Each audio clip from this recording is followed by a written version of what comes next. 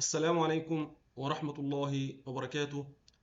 الإخوة والأخوات الكرام، أهلا ومرحبا بكم في خاطرة إيمانية جديدة بعنوان المستحيل. هل فعلا في حاجة اسمها مستحيل؟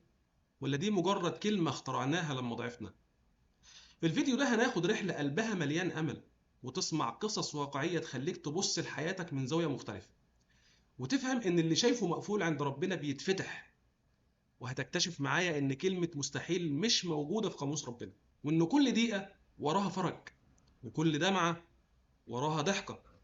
لو بتدور على رسالة تغير حياتك، الفيديو ده معمول علشان ركز معايا وخلي قلبك يعيش المعنى الحقيقي لجملة لا شيء مستحيل مع قدرة الله.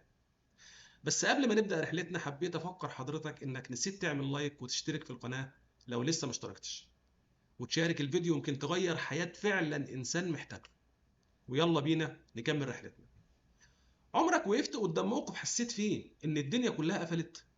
حسيت إنك اتزنقت ومفيش مخرج؟ ساعات الكلمة اللي بتحكم حياتنا مش كلمة الناس، دي كلمة صغيرة جدا لكنها تقيلة على القلب، اسمها المستحيل. كلمة بتكسر أحلام شباب وبتطفي أمل ناس، وبتخلي اللي ممكن ينهض يستسلم. بس تعالى نسأل نفسنا، مين اللي قال إن مفيش أمل؟ مين اللي حط حدود لقدرة ربنا؟ اللي خلق السماوات والأرض من غير عمد، اللي بيرزق الطير وهو بيطير، اللي بيحيي الميت ويشفي المريض. إيه في الدنيا ممكن يعجزه؟ الحقيقة يا جماعة إن كلمة مستحيل دي مش موجودة في قاموس ربنا، ده وهم اخترعه البشر. النهاردة أنا وإنت هنمشي في رحلة هتغير نظرتك للحياة، رحلة تقولك إن كل باب مقفول بيتفتح، وكل يأس بيتحول لأمل، وكل مستحيل قدام ربنا بيبقى سهل جدا. يلا بينا. أول حاجة هنتكلم عنها النهاردة وهي قدرة الله فوق كل شيء. قال الله: إنما أمره إذا أراد شيئا أن يقول له كن فيكون. وقال النبي صلى الله عليه وسلم: واعلم أن ما أخطأك لم يكن ليصيبك، وما أصابك لم يكن ليخطئك. رواه الترمذي. يعني قدرة ربنا أكبر من أي منطق أو قوانين وضعها البشر. البشر ممكن يقول لك خلصت أو مستحيل، لكن عند ربنا مفيش الكلام ده. كلمة كن وحدها كفيلة إنها تغير مصير وتخلق حياة من العدم. احنا ساعات بنفكر ان حياتنا مربوطة بقرارات ناس، دكتور يقول مفيش علاج، مدير يقول مفيش فرصة، مسؤول يقول مفيش حل. لكن الحقيقة ان كل دول مجرد اسباب، واللي في ايده القرار الحقيقي هو ربنا. لو استوعبت ده قلبك هيهدى حتى وسط العواصف. هتعرف ان كل باب يتقفل ربنا عنده باب اكبر واجمل بيتفتح. المستحيل مش في قدرة ربنا، المستحيل بس في قلوبنا الضعيفة. واحكي لحضرتك قصة صغيرة.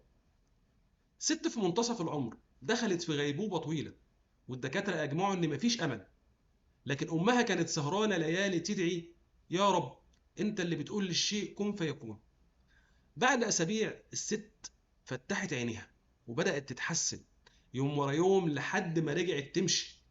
الأطباء وقفوا مذهولين وقالوا: دي قوة مش في إيدينا.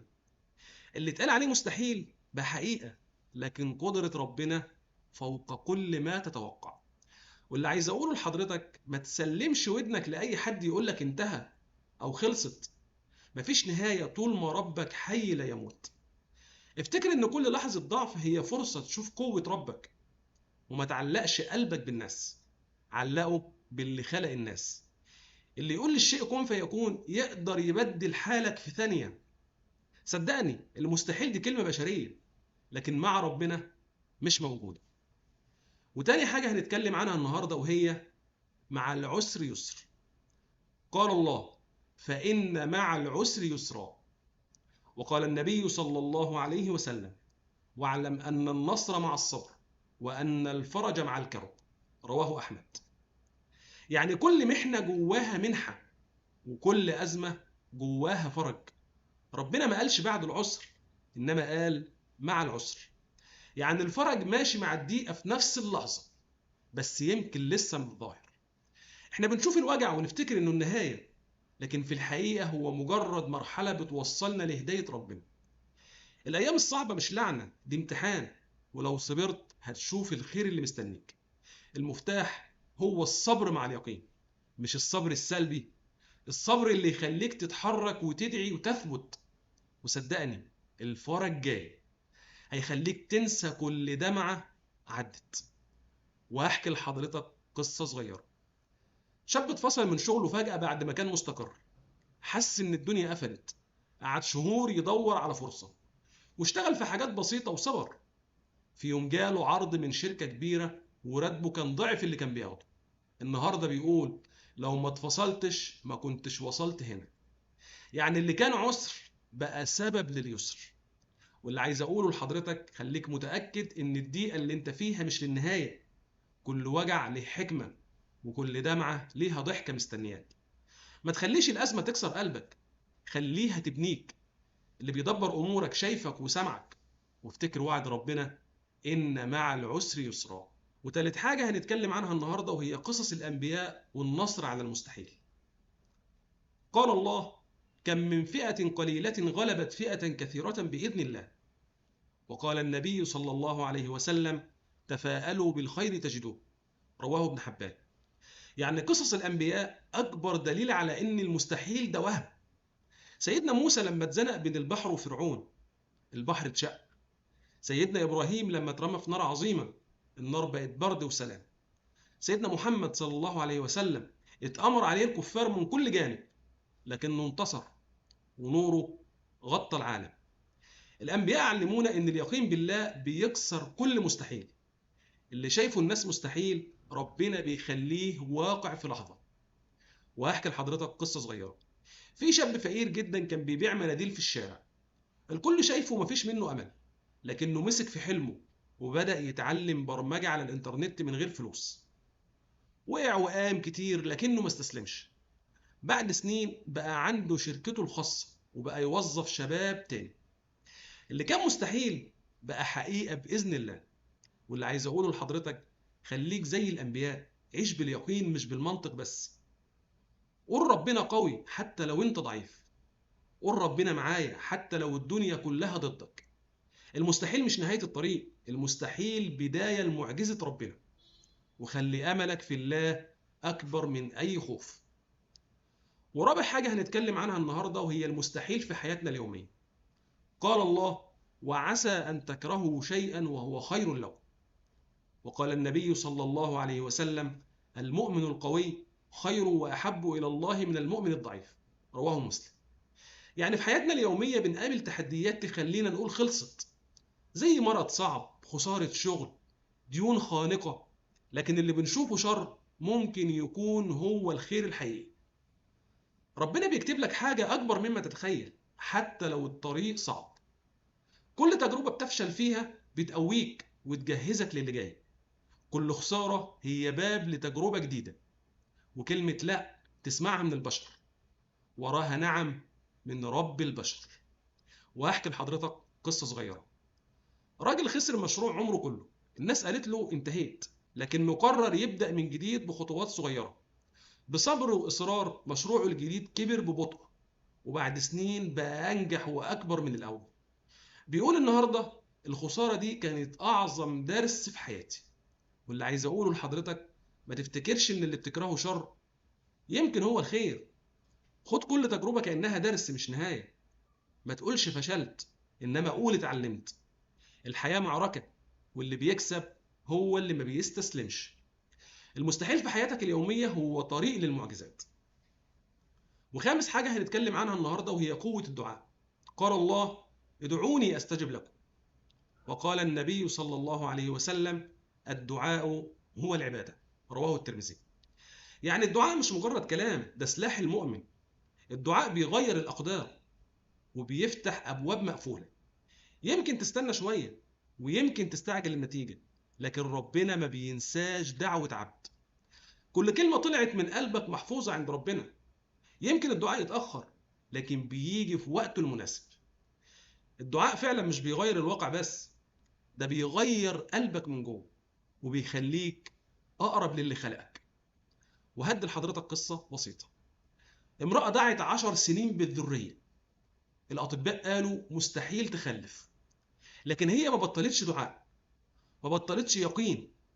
في لحظة ربنا قال كن، وبقت بعد يأس طويل جدا. النهاردة شايلة ابنها ودموعها بتقول الدعاء ما بيروحش. واللي عايز اقوله لحضرتك، ما توقفش دعائك حتى لو طال. مفيش دعوة بتضيع، ربنا بيستجيب بطريقته. الدعاء بيبنيك من جوه قبل ما يغير حياتك. تمسك بيه كأنه النفس اللي بيخليك عايش، وافتكر الدعاء هو حبل الوصل بينك وبين ربنا.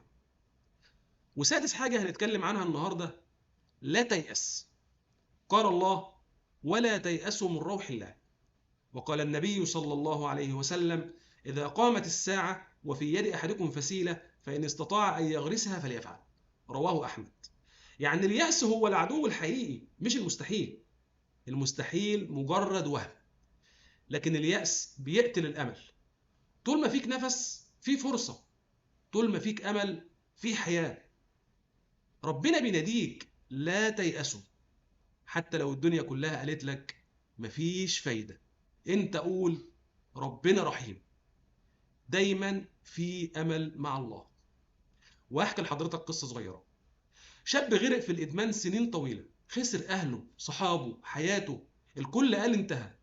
لكن في يوم قرر يتوب. دخل علاج، تعب، وقع، بس رجع وقف تاني. النهارده متجوز وعنده شغل وحياته مستقرة. اليأس كان ممكن يموته، لكنه اختار الأمل. واللي عايز أقوله لحضرتك، ما تسلمش لليأس حتى لو وقعت 1000 مرة. مفيش خطيئة أكبر من رحمة ربنا. لو الشيطان بيقول لك مفيش فايدة، افتكر إن ربنا بيقول لك لا تيأس. دايما في باب مفتوح حتى لو الناس قفلوه، ولأن الأمل مع الله حياة جديدة. وأخيرا هقول لحضرتك حاجة مهمة جدا. يا جماعة، كلمة مستحيل دي أكتر كلمة بتسجن الناس. لكن المؤمن الحقيقي عارف إن المستحيل كذبة، وإن قدرة الله فوق كل شيء. كل باب يتقفل عند ربنا في 1000 باب يتفتح. كل دقيقة جواها فرج، كل دمعة وراها ضحكة. المستحيل مش نهاية حياتك، دي بداية جديدة. اختار تكون عبد لله الذي لا يعجزه شيء، وما تبقاش عبد لكلمة مستحيل. القرار في إيدك. وأخيرا أدعو الله، اللهم يا واسع الرحمة ويا من لا يعجزك شيء في الأرض ولا في السماء، اجعل قلوبنا عامرة باليقين فيك. اللهم ارزقنا الثقة بقدرتك، والصبر على بلائك، والرضا بقضائك. اللهم اجعلنا نرى نورك في كل عتمة، ومخرجك في كل ضيق، ورحمتك في كل بلاء. اللهم بدل خوفنا أمنا، وضعفنا قوة، ويأسنا أملا. اللهم اجعلنا من عبادك الذين لا يعرفون للمستحيل معناه. اللهم ارزقنا حسن التوكل عليك وحلاوة القرب منك. وصل اللهم وسلم وبارك على سيدنا محمد وعلى آله وصحبه وسلم. وما تنساش لو عجبك الفيديو اضغط لايك واشترك في القناة ليصلك كل جديد. ويا ريت لو تشارك الفيديو مع أصحابك وأهلك وحبايبك علشان الكل يستفيد وتكون صدقة جارية لينا كلنا. جزاكم الله كل خير على حسن استماعكم، والسلام عليكم ورحمة الله وبركاته.